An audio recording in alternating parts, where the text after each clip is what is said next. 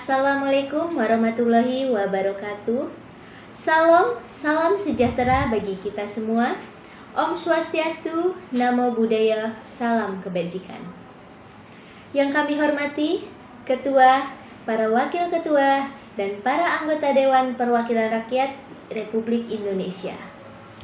Pertama-tama, marilah kita panjatkan puji syukur kehadirat Tuhan Yang Maha Kuasa, karena atas rahmat dan karunia-Nya, kita masih diberikan kesempatan untuk bertatap muka dan menjalankan tugas kenegaraan dan amanat konstitusi untuk menyampaikan kerangka ekonomi makro dan pokok-pokok kebijakan fiskal atau KEM PPKF 2023. Masih dalam suasana bulan Syawal, izinkan kami mengucapkan selamat Hari Raya Idul Fitri 1443 Hijriah. Mohon maaf lahir dan batin kepada Ibu Ketua dan segenap pimpinan serta seluruh anggota Dewan Perwakilan Rakyat yang kami hormati. Setelah lebih dari 2 tahun dunia dihantam pandemi COVID-19, alhamdulillah saat ini Indonesia mampu mengendalikannya. Berkat kerjasama, kedisiplinan, sinergi, dan kegotong royongan seluruh komponen bangsa.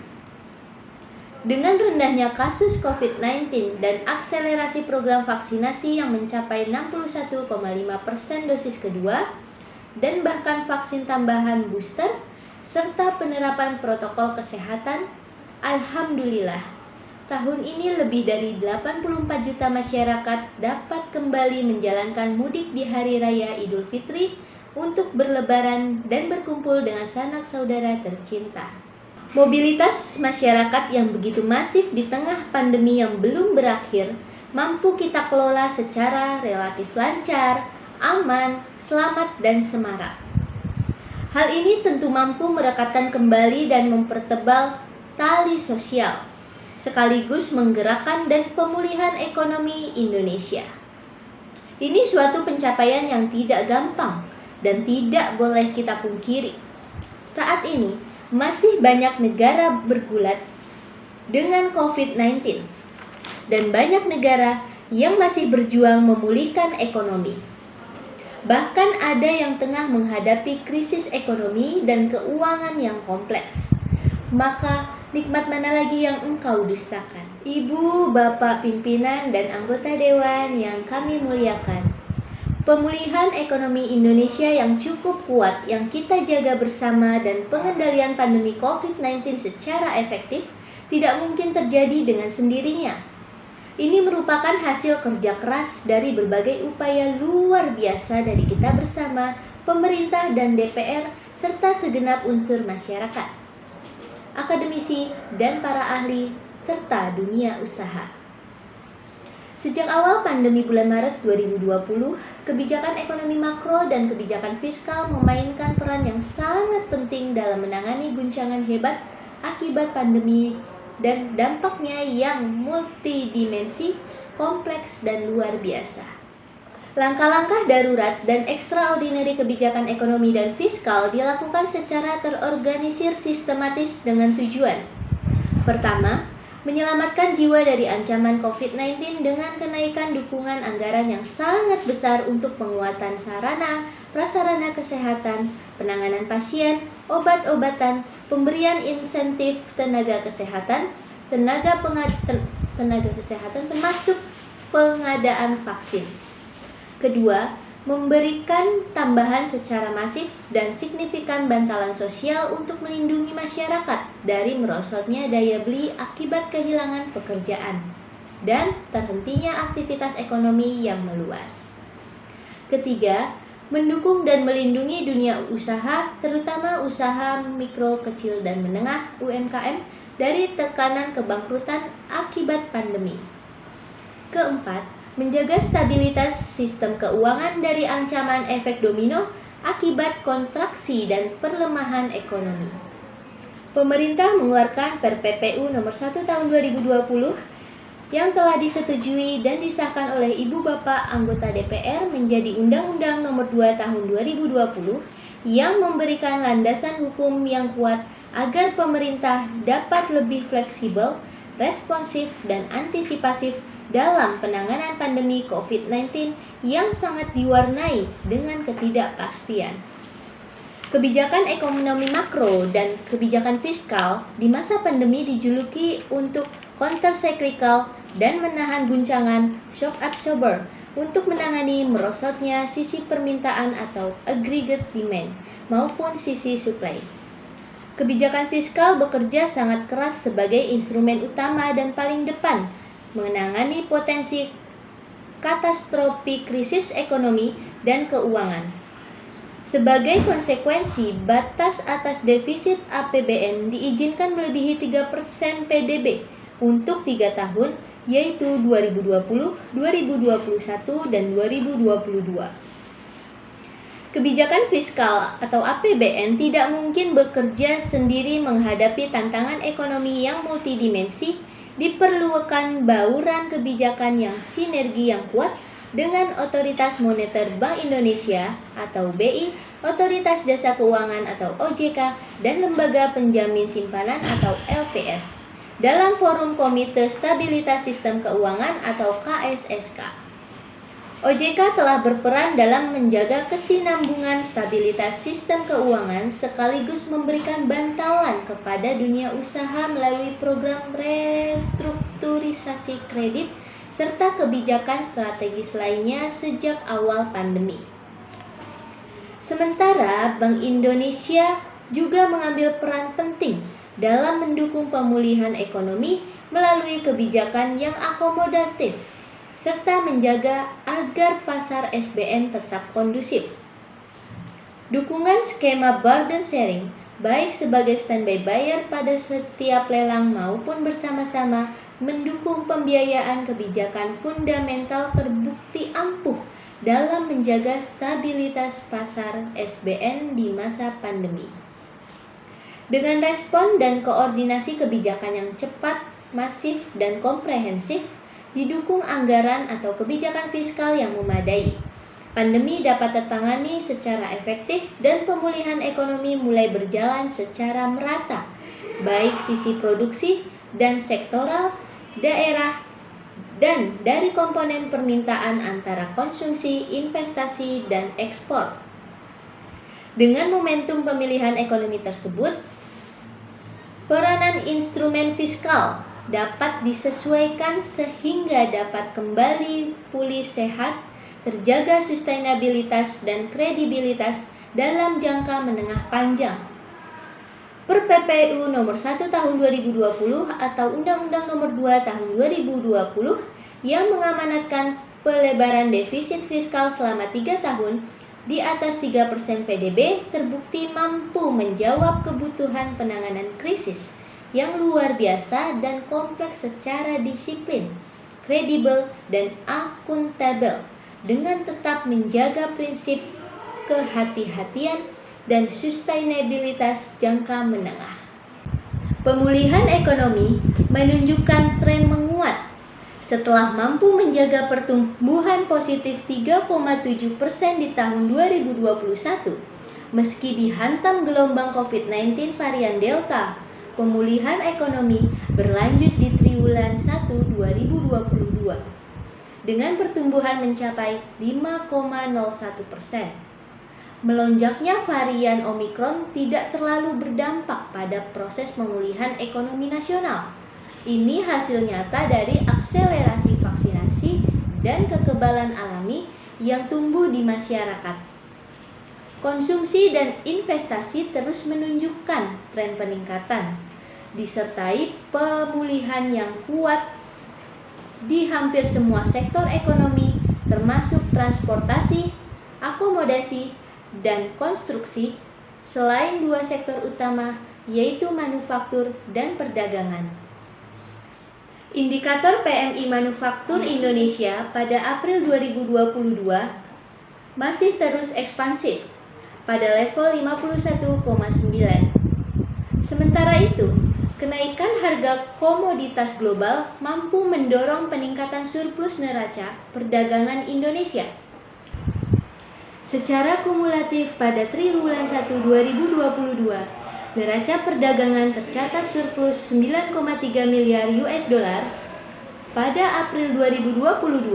Surplus neraca perdagangan Indonesia mencapai 7,6 miliar US dollar, rekor tertinggi surplus bulanan dalam sejarah. Neraca transaksi berjalan tahun 2022 diperkirakan akan lebih baik dibandingkan tahun 2021. Peningkatan kualitas pemulihan ekonomi juga terlihat dengan membaiknya kondisi ketenagakerjaan serta tingkat kemiskinan. Tingkat pengangguran terbuka atau TPT turun mendekati level pra-pandemi menjadi 5,83% pada Februari 2022 dari 6,26% pada Februari 2021. Sementara, angka kemiskinan nasional juga konsisten menurun dari sebelumnya 10,1% di tahun 2020 kembali menjadi single digit 9,7% di tahun 2021. Pimpinan dan para anggota dewan yang terhormat, proses pemulihan ekonomi nasional yang menguat tentu patut kita syukuri. Namun ini tidak menyebabkan kita cepat berpuas diri. Tantangan dan resiko baru telah muncul dari faktor global, baik dari sisi geopolitik, ekonomi, dan keuangan yang sangat kompleks dan dinamis harus segera kita antisipasi dan kelola. Dalam World Economy Outlook April, IMS memproyeksikan melambatnya pertumbuhan ekonomi global tahun 2022 pada tingkat 3,6%, turun signifikan 0,8 poin persentase dari proyeksi di Januari 2022. Selain pandemi COVID-19 yang belum sepenuhnya selesai, ada dua tantangan besar lain yang perlu terus kita waspadai dan antisipasi, yaitu lonjakan inflasi global, terutama akibat perang Rusia-Ukraina, dan percepatan pengetatan kebijakan moneter global, khususnya di Amerika Serikat. Perang Rusia-Ukraina juga telah menyebabkan disrupsi sisi produksi atau supply yang sangat besar, sehingga mendorong kenaikan ekstrem tinggi harga-harga komoditas global. Harga minyak mentah terus-menerus berada pada kisaran 100 per barel US dollar. Sejak awal tahun, harga gas alam naik 127,0%,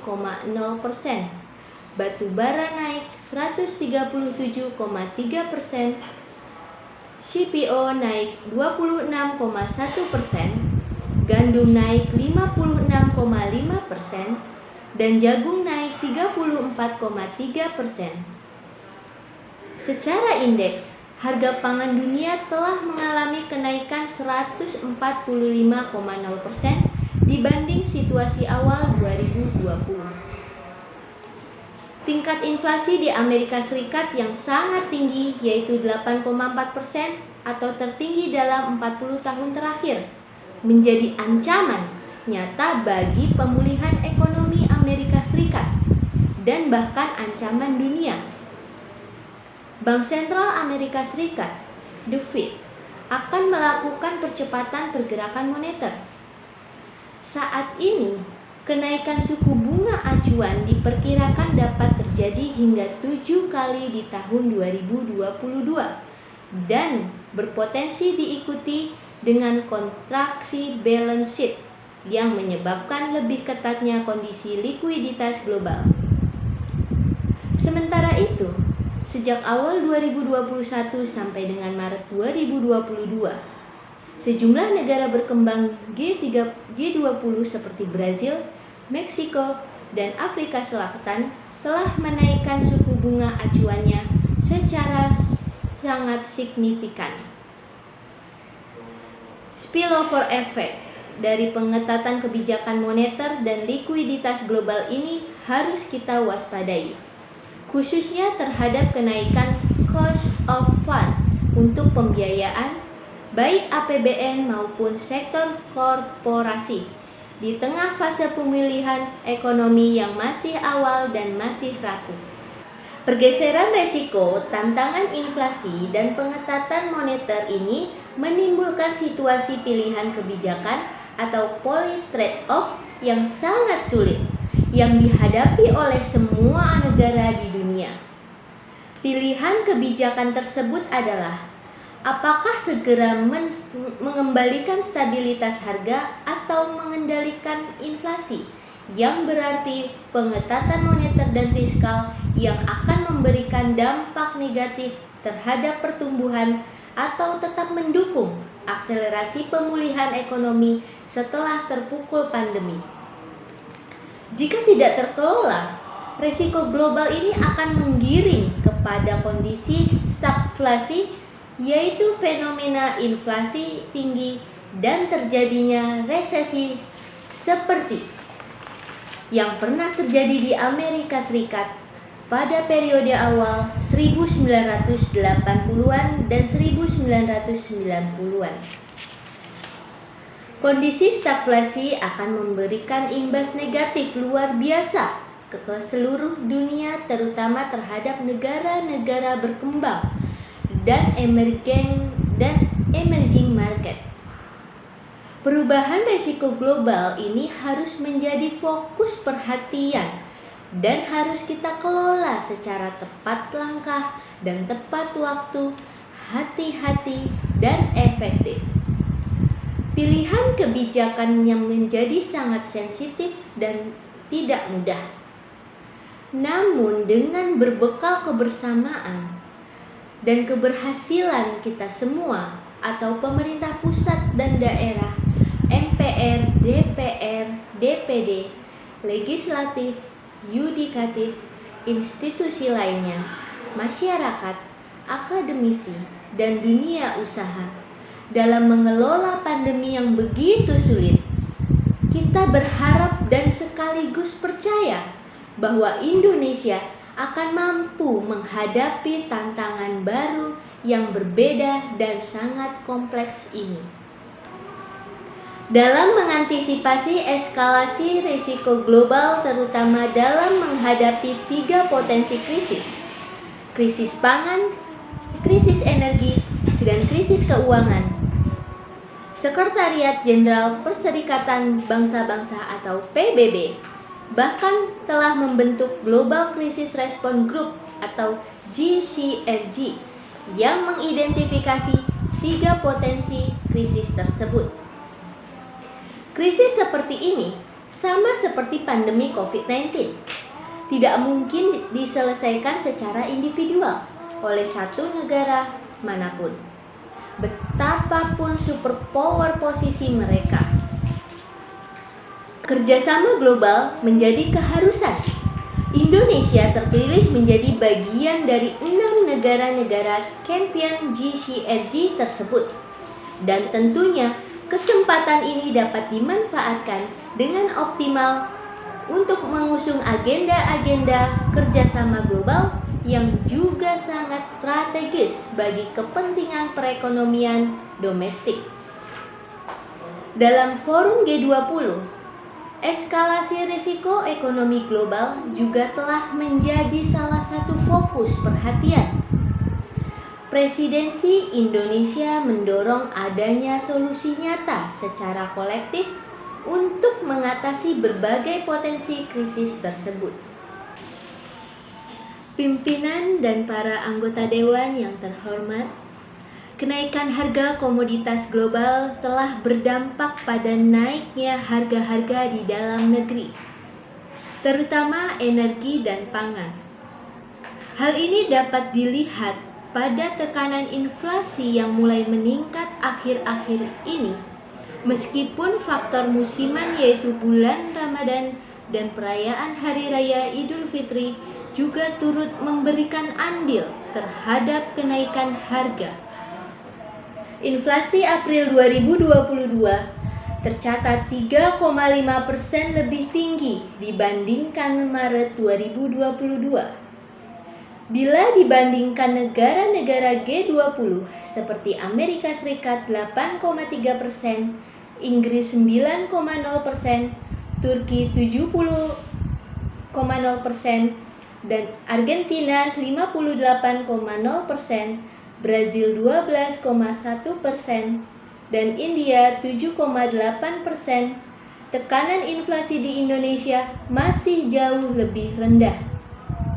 Tekanan inflasi di Indonesia tidak setinggi di negara-negara tersebut karena kenaikan harga energi global diredam oleh APBN atau shock absorber, yang konsekuensinya menyebabkan kebutuhan belanja subsidi energi dan kompensasi meningkat tajam.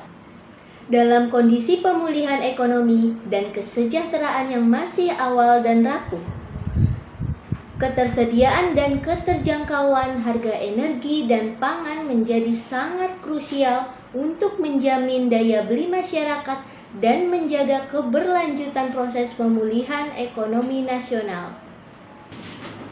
Terkait potensi transmisinya ke sektor keuangan, pemerintah dalam hal ini diwakili oleh Kementerian Keuangan bersama dengan anggota KSSK lainnya, BI, OJK, dan LPS, berkomitmen untuk memperkuat koordinasi dan sinergi dalam menjaga stabilitas sistem keuangan. Sampai dengan saat ini, kondisi sektor keuangan nasional masih relatif stabil. Fungsi intermediasi perbankan mulai meningkat, tercermin pada peningkatan pertumbuhan penyaluran kredit. Sementara itu, tingkat kecukupan modal atau CAR juga tinggi dengan likuiditas yang masih memadai. Cadangan devisa nasional juga masih memadai dan diharapkan dapat memberikan ruang bagi Bank Indonesia untuk menjaga stabilitas harga dan nilai tukar serta momentum pemulihan ekonomi nasional. Ibu, Bapak pimpinan dan anggota dewan yang kami muliakan, keberlanjutan proses penguatan pemulihan ekonomi nasional perlu terus dijaga untuk memperkuat fondasi ekonomi dan akselerasi tingkat pertumbuhan ekonomi. Selain itu, upaya lebih lanjut untuk mengakselerasi pertumbuhan ekonomi yang lebih inklusif juga sangat penting untuk pencapaian sasaran pembangunan jangka menengah panjang agar Indonesia dapat keluar dari jebakan kelas menengah atau middle income trap. Oleh karena itu, struktur perekonomian nasional dan tingkat produktivitas nasional perlu diperkokoh melalui percepatan transformasi ekonomi. Akselerasi agenda reformasi struktural pasca pandemi COVID-19 mutlak diperlukan melalui peningkatan kualitas SDM, pembangunan infrastruktur, dan reformasi birokrasi dan regulasi. Penguatan program pendidikan, kesehatan, serta perlindungan sosial sangat krusial dalam mengatasi isu fundamental perekonomian, termasuk rendahnya tingkat produktivitas nasional. Peningkatan produktivitas juga perlu diakselerasi untuk memperkuat sisi supply. Penguatan hilirisasi manufaktur, adopsi ekonomi digital, dan pengembangan ekonomi hijau diyakini akan menjadi sumber pertumbuhan baru di masa depan. Dorongan kepada keberlanjutan tahapan industri manufaktur akan memicu pengembangan produk-produk dalam negeri yang memiliki nilai tambah lebih tinggi dan mampu berkompetensi di pasar global. Sementara pengembangan ekonomi digital akan meningkatkan efisiensi dan produktivitas ekonomi di tengah kecenderungan perubahan pola hidup ke arah new normal. Selain itu, sejalan dengan tujuan mewujudkan net zero emission pada tahun 2060 atau lebih awal, pembangunan ekosistem ekonomi yang ramah lingkungan merupakan wujud komitmen kita bersama dalam mengatasi isu perubahan iklim. Potensi besar pengembangan ekonomi hijau yang kita miliki merupakan daya tarik tersendiri bagi investasi dunia di masa depan. mempertimbangkan berbagai risiko dan potensi pemulihan ekonomi nasional di tahun depan. Pemerintah mengusulkan kisaran indikator ekonomi makro yang digunakan sebagai asumsi dasar penyusunan RAPBN 2023 sebagai berikut. Pertumbuhan ekonomi 5,3% hingga 5,9%, inflasi 2,0% hingga 4,0%. Nilai tukar rupiah Rp14.300 hingga Rp14.800 per US dollar. Tingkat suku bunga SBN 10 tahun 7,34% hingga 9,16%. Harga minyak mentah Indonesia 80 US dollar sampai 100 US dollar per barel. Lifting minyak bumi 619.000 sampai 680.000 barel per hari, dan lifting gas 1,2 juta hingga 1,11 juta barel setara minyak per hari. Pimpinan dan para anggota dewan yang terhormat, proses pemulihan ekonomi ke depan masih penuh tantangan yang harus direspon dengan kebijakan makroekonomi dan kebijakan struktural secara tepat. Kenaikan inflasi, biaya bunga, dan pengetahuan moneter dunia harus direspon dengan disiplin fiskal yang tepat. Per PPU nomor 1 tahun 2020 atau Undang-Undang nomor 2 tahun 2020 telah memberikan landasan yang tepat dan kredibel dengan mengamanatkan defisit fiskal menjadi maksimal 3% dari PDB di tahun 2023. Upaya konsolidasi fiskal di tahun 2023 disertai dengan reformasi fiskal yang komprehensif dari sisi pendapatan, perbaikan belanja atau spending better, dan mendorong pembiayaan produktif dan inovatif. APBN yang sehat menjadi modal yang kokoh untuk terus mendukung pembangunan dan perbaikan ekonomi. Kebijakan fiskal tahun 2023 didesain agar mampu merespons dinamika perekonomian, menjawab tantangan, dan mendukung pencapaian target pembangunan secara optimal. Selaras dengan hal tersebut, maka tema kebijakan fiskal tahun 2023 difokuskan pada peningkatan produktivitas untuk transformasi ekonomi yang inklusif dan berkelanjutan. Tema kebijakan fiskal tersebut selaras dengan tema Rencana Kerja Pemerintah atau RKP tahun 2023.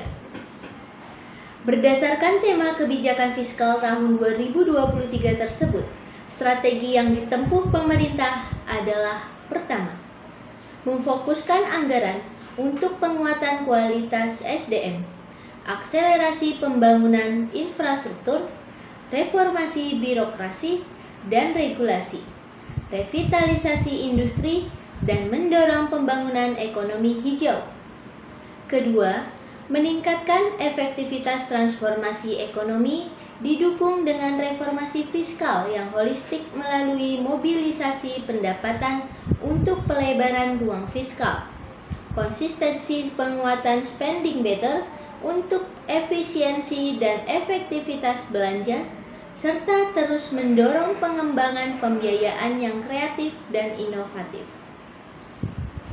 Kebijakan pendapatan negara diarahkan untuk mendorong optimalisasi pendapatan dengan tetap menjaga iklim investasi dan keberlanjutan dunia usaha serta kelestarian lingkungan. Hal ini ditempuh dengan menjaga efektivitas reformasi perpajakan atau Undang-Undang HPP, mendorong agar sistem perpajakan lebih sehat dan adil, sehingga dapat mendorong perluasan basis pajak serta peningkatan kepatuhan wajib pajak.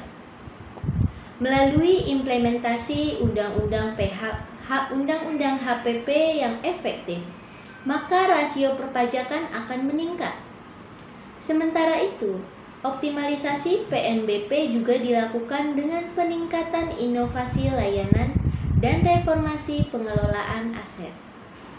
Berbagai kebijakan tersebut akan mendorong peningkatan rasio pendapatan negara tahun 2023. Kebijakan belanja negara diarahkan untuk menghasilkan output atau outcome yang berkualitas, memberi manfaat yang nyata bagi masyarakat dan perekonomian serta dapat mendorong kondisi ke arah yang lebih baik. Sejalan dengan hal tersebut, maka penguatan spending better secara konsisten akan dilakukan. Belanja negara bukan hanya diarahkan untuk mendorong pertumbuhan ekonomi semata, tetapi juga untuk melakukan pemerataan pembangunan, pengentasan kemiskinan, pengurangan kesenjangan, perluasan kesempatan kerja, peningkatan produktivitas, serta peningkatan daya beli masyarakat. Untuk itu, kebijakan belanja negara akan difokuskan pada peningkatan kualitas sumber daya manusia, percepatan pembangunan infrastruktur, penguatan implementasi reformasi birokrasi, mendukung revitalisasi industri, dan pembangunan ekonomi hijau. Sementara itu, untuk antisipasi ketidakpastian, dibutuhkan strategi mitigasi risiko yang lebih solid dengan mendorong implementasi automatic stabilizer. Sejalan dengan tujuan-tujuan tersebut, pemerintah terus mendorong penguatan spending better menjadi komitmen bersama. Hal ini dilaksanakan melalui penghematan belanja barang, penguatan belanja modal, reformasi belanja pegawai, peningkatan efektivitas termasuk ketepatan sasaran belanja bantuan sosial dan subsidi, serta penguatan kualitas transfer ke daerah dan dana desa. Pimpinan dan para anggota dewan yang terhormat, sebagai konsekuensi atas kebijakan fiskal yang ekspansif dan terukur, maka postur APBN tahun 2023 masih akan defisit. Namun, pengelolaan pembiayaan untuk menutup financing gap tersebut akan dilakukan secara efisien, hati-hati atau prudent, dan berkelanjutan atau sustainable. Defisit dan rasio utang akan tetap dikendalikan dalam batas aman sekaligus mendorong keseimbangan primer yang positif. Kebijakan pembiayaan investasi akan terus dilakukan dengan memperdayakan peran badan usaha milik negara atau BUMN, Sovereign Wealth Funds atau SWV, Special Mission Vehicle atau SMV, dan Badan Layanan Umum atau BLU dalam mengakselerasi pembangunan infrastruktur dan meningkatkan akses pembiayaan bagi masyarakat berpenghasilan rendah, UMKM, dan UMI. Pemerintah terus mendorong peran swasta dalam pembiayaan pembangunan melalui kerangka kerjasama pemerintah dan badan usaha atau KPBU, termasuk penerbitan instrumen pembiayaan kreatif lainnya. Melalui akselerasi pemulihan ekonomi, reformasi struktural, dan reformasi fiskal, maka diharapkan kebijakan fiskal 2023 tetap efektif mendukung pemulihan ekonomi namun tetap sustainable. Hal tersebut akan terrefleksi pada pendapatan negara yang meningkat dalam kisaran 11,19% sampai dengan 11,70% PDB. Belanja negara mencapai 13,80% sampai dengan 14,60% PDB, serta keseimbangan primer yang mulai bergerak menuju positif di kisaran minus 0,46% sampai dengan minus 0,65% PDB. Selain itu, defisit juga diarahkan kembali di bawah 3%, antara minus 2,61% sampai dengan minus 2,90% PDB, dan rasio utang tetap terkendali dalam batas manageable di kisaran 40,58% sampai dengan 42,42% PDB. Dengan pengelolaan fiskal yang sehat disertai dengan efektivitas stimulus kepada transformasi ekonomi dan perbaikan kesejahteraan rakyat, tingkat pengangguran terbuka tahun 2023 dapat ditekan dalam kisaran 5,3% hingga 6,0%. Angka kemiskinan dalam rentang 7,5% hingga 8,5%. Rasio Gini dalam kisaran 0,375 hingga 0,378 serta Indeks Pembangunan Manusia dalam Rentang atau NTN juga ditingkatkan untuk mencapai kisaran masing-masing 103 sampai dengan 105 dan 106 sampai dengan 107. Pimpinan dan para anggota dewan yang terhormat, dalam rangka mencapai tujuan pembangunan, kerjasama internasional juga memegang peranan penting dalam proses pengambilan keputusan perekonomian secara global. Presidensi G20 Indonesia tahun ini memegang peranan strategis dalam mengarahkan kebijakan perekonomian global dan mendorong sejumlah agenda strategis internasional walaupun dihadapkan pada situasi geopolitik yang sangat menantang. Konferensi tingkat tinggi G20 yang akan dilaksanakan pada bulan November tahun ini menjadi momentum untuk memimpin pemulihan ekonomi global dan mengangkat kepentingan nasional Indonesia dan negara berkembang dalam forum multilateral. Peran penting Indonesia di dunia internasional, terutama di kawasan, menjadi semakin strategis dengan kepemimpinan Indonesia sebagai ASEAN Chairmanship tahun 2023. Untuk memastikan kepemimpinan Indonesia di kawasan yang lebih kuat dan strategis, maka kita harus mendorong pemulihan ekonomi di kawasan serta kebersamaan untuk keluar dari krisis menuju perekonomian di kawasan yang lebih kuat dan tangguh. Pimpinan dan para anggota dewan yang terhormat, demikianlah pengantar dan keterangan pemerintah atas kerangka ekonomi makro dan pokok-pokok kebijakan fiskal tahun 2023 yang telah disusun pemerintah dengan mempertimbangkan dinamika perekonomian, tantangan, dan agenda pembangunan. Selanjutnya, pemerintah mengharapkan dukungan, masukan, dan kerjasama seluruh anggota dewan yang terhormat dalam pembahasan KEM PPKF tersebut sesuai peraturan perundang-undangan yang berlaku. Sebagai penutup, kami kutipkan dari ayat Al-Quran yang kami kira sangat relevan dengan dinamika perekonomian kita saat ini dan ke depan, yakni Al-Quran Surat Yusuf ayat 47-48. Dia atau Yusuf berkata, agar kamu bercocok tanam 7 tahun berturut-turut sebagaimana biasa. Kemudian apa yang kamu tuai hendaklah kamu biarkan di tangkainya, kecuali sedikit untuk kamu makan. Ayat 47. Kemudian setelah itu akan datang 7 tahun yang sangat sulit, yang menghabiskan apa yang kamu simpan untuk menghadapinya. Tahun sulit kecuali sedikit dari apa atau bibit gandum yang kamu simpan. Ayat 48. Ayat-ayat tersebut memberikan inspirasi kepada kita bahwa suatu keniscayaan jika suatu perekonomian akan menghadapi siklus ekonomi atau business cycle, episode makmur atau boom, dan episode paceklik atau resesi. Oleh karena itu, sangat krusial untuk menyiapkan bantalan kebijakan atau policy buffer untuk menghadapi situasi sulit atau masa resesi.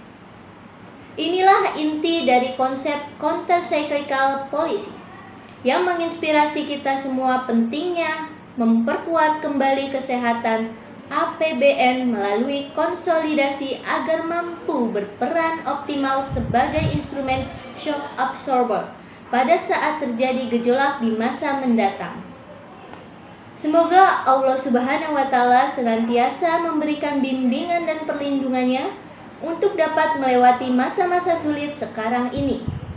Semoga kita diberikan kekuatan untuk dapat melaksanakan tugas dan amanah, melayani seluruh rakyat Indonesia dalam upaya menuju bangsa yang berdaulat, maju, adil, dan makmur. Amin. Wallahul muwafiq ila aqwamit thoriq. Wassalamualaikum warahmatullahi wabarakatuh. Om Santi Santi Santiom. Namo Buddhaya. Jakarta, 20 Mei 2022. Atas nama Pemerintah Republik Indonesia, Menteri Keuangan Sri Mulyani Indrawati.